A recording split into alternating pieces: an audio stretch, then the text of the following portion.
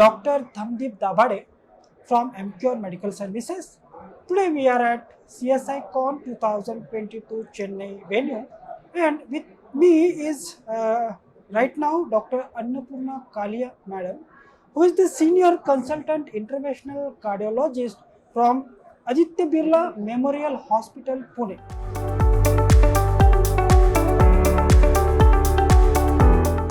There are few questions about the heart failure and its management. So let's hear from Madam about the early diagnosis of the heart failure patient. So ma'am, your viewpoint and the opinion on the diagnosis or early diagnosis of heart failure. See, heart failure is, of course, rampant nowadays in our clinical practice. However, majority of the times we miss this diagnosis, considering the patient who comes to you with breathlessness, maybe it is because of the bronchial asthma or COPD. However, if the patient has hypertension, previous ischemic heart disease history, or patient who has undergone bypass many years back, these are the patients who may not come back to you, with breathlessness.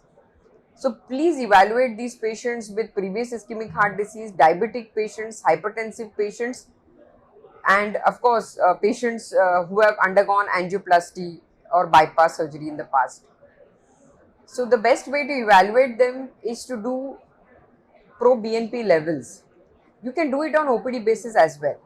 No need to do it only in patients who are admitted in the hospital, because that will give you certain idea as to whether there is a stretch on the atrial muscle and there is rise in pro-BNP levels.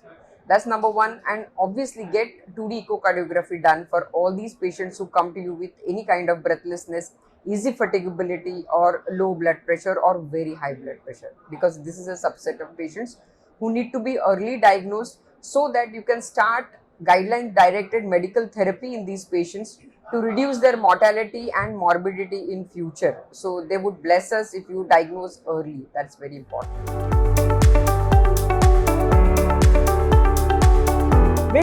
When it comes to the ARNI, the sacubitril valsartan, considered as the newer molecule in this medical management of heart failure.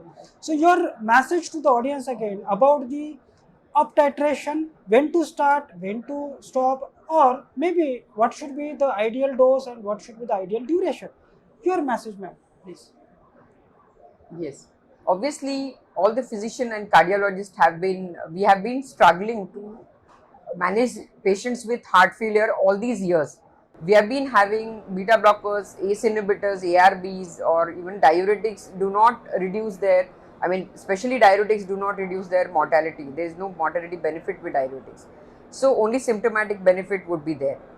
But if you start on these patients early ARNI, which will give rise to significant reduction in mortality.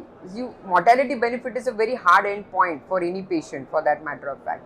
So if you start early ARNI, then definitely these patients will have a better prognosis and they will live longer, because we know that patients who have got severe LV dysfunction, the mortality, almost 50% of them would be dead by within 5 years. So that's a very high mortality in heart failure patients.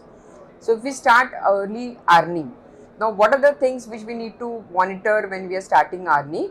Most importantly, obviously blood pressure.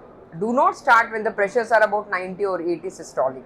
So that is how things happen, and you have to withdraw these drugs and then you would blame the drugs, but actually you should start it at least the systolic blood pressure of at least 100.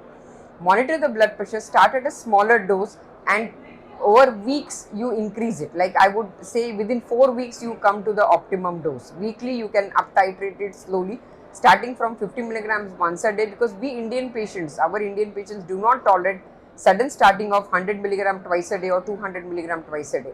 And slowly you can up titrate and can go maximum whatever dose tolerated by the patient in terms of blood pressure, potassium levels and serum creatinine levels. These are the three things, most important things you need to monitor.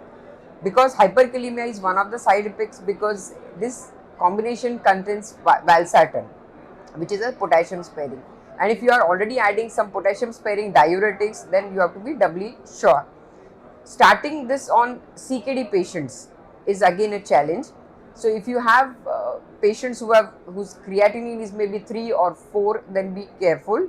But you can start it safely. Even we have been given, though it is a off-label indication in CKD patients with dialysis also, monitor their potassium well and they do well if they have got severe LV dysfunction and they are in recurrent heart failure. And if the creatinine is about 1.5, 1.8, please start slowly and monitor the potassium, monitor the creatinine levels. Mind you, every weekly you have to do creatinine and potassium levels and slowly up titrate it to the best tolerated dose. It may be 100 milligram twice a day, but try to get it to 200 milligram twice a day maximum. Because that gives the optimum benefit. Well noted, ma'am. I think it's much informative and much insightful. The message which you have given on specifically two aspects, the right diagnosis and the right dose in right patient, will be benefited across the clinicians practicing, and all the clinicians will be benefited out of this for their day-to-day practices. Thank you very much, ma'am, for your time and the discussion. Thank you.